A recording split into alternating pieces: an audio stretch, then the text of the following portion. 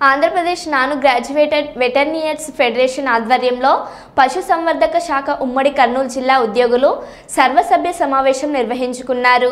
కర్నూలు జిల్లా పశుసంవర్ధక శాఖ కార్యాలయంలో నిర్వహించిన ఈ కార్యక్రమానికి రాష్ట్ర చైర్మన్ సేవానాయక్ ముఖ్య అతిథిగా పాల్గొన్నారు. ఈ సందర్భంగా నంద్యాల, కర్నూలు జిల్లాల నూతన కార్యవర్గాన్ని ఎన్నుకున్నారు. ఈ కార్యక్రమంలో ముఖ్య అతిథి సేవానాయక్ మాట్లాడుతూ పశుసంవర్ధక శాఖ ఉద్యోగుల సమస్యలు పరిష్కరించాలని కోరారు. ఉద్యోగుల కొరత ఉన్నందున పని భారం ఎక్కువగా ఉందన్నారు. పశువులకు వ్యాక్సిన్ వేసేందుకు ఫీల్డ్కు వెళ్లినప్పుడు ఆసుపత్రిలో సిబ్బంది లేకపోవడంతో అనేక సమస్యలు వస్తున్నాయని, వెంటనే ఖాళీగా ఉన్న ఉద్యోగాలను భర్తీ చేయాలని కోరారు. మహిళా ఉద్యోగులకు కనీస వసతులు కల్పించాలని ఆయన కోరారు.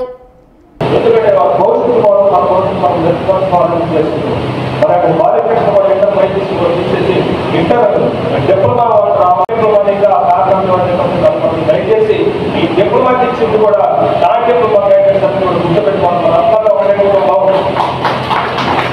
ఏది ఉన్నా సరే ఒక ఏకైతే ఒక నియమం అందరం పడుతున్న ఒక కుటుంబం. ఆ విధంగా ముందుకు వెళ్ళాల్సిన అవసరం ఉందని మీకు తెలియజేస్తున్నాను.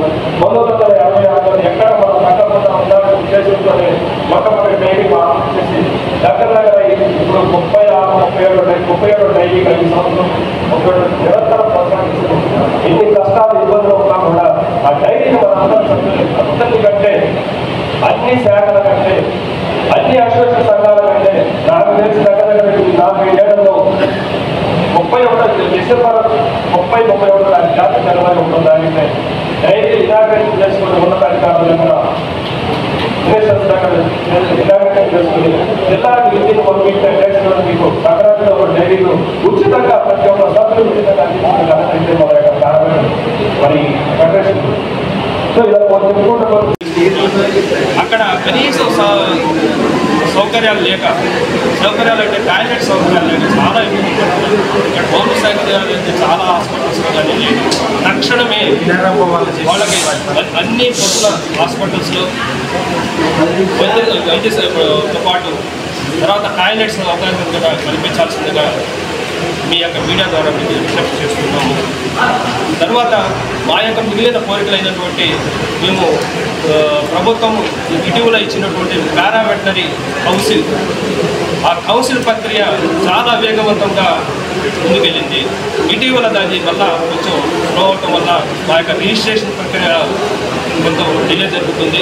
తక్షణమే దీని మీద అధికారులు తక్షణమే స్పందించి మా యొక్క పారావెటనరీ కౌన్సిల్ రిజిస్ట్రేషన్ ప్రక్రియ ప్రతి ఒక్క ఏహెచ్ఏ వీళ్ళ వరకు తర్వాత రిటైర్డ్ పర్సన్స్ అందరూ కూడా రిజిస్ట్రేషన్ ప్రక్రియ జరిగే విధంగా చూడాల్సిందిగా మీడియా ద్వారా విజ్ఞప్తి చేస్తున్నాము.